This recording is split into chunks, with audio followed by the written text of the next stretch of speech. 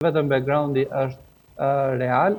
Pa më fotografinë faktikisht e cila qarkulloj në rrjetet sociale, gjithandaj sidomos gjatë ditës së djeshme, çka mund të themi? Është një imazh i krijuar me inteligjencë artificiale apo jo?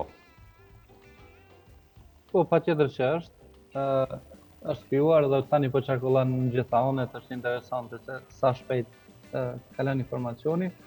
Por imazhi normalisht është krijuar me inteligjencë artificiale dhe patjetër që është duke qarkulluar i njëjti. Tash po shohim edhe disa zhvillime që është integruar edhe në pjesë të videos, po prapë se prapë ajo thjesht mbetet si pjesë e inteligjencës artificiale.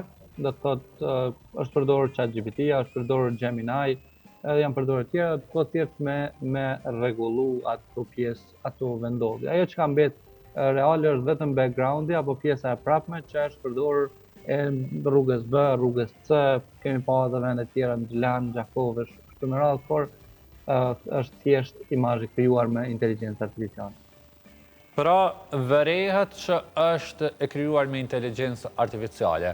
Këtë mund ta vërejnë vetëm themi njerëzit të cilët njohin inteligjencën artificiale, ose si mund të verifikohet një imazh i krijuar me inteligjencë artificiale në mënyrë që të mos krijohet panik në shoqëri, si imazhi i fundit?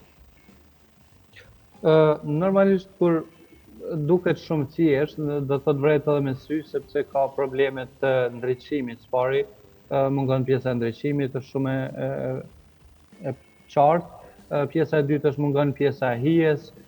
Pastaj është i njëjti imazh që është statik, i vendosur edhe në disa pjesë tjera të qytetit, do thotë që të jap pjesën me kuptu pa e vendosur ende në ndonjë aplikacion që është ashtu. Po ashtu, këtë ajo që e ka ndryshuar disa editor ta quaj, është pjesa e mirror që në vend të hapit të majt e kanë vendosur në hapin e djathtë. Do thotë kjo është ndryshimi që ne shohim nga ato video. Pra, disa video është apo foto ose imazh është goxha vështirë sot me i dallu nëse janë me inteligjencë artificiale ose jo, sepse inteligjenca artificiale është shumë më e sofistikuar se sa 2 vite më herët.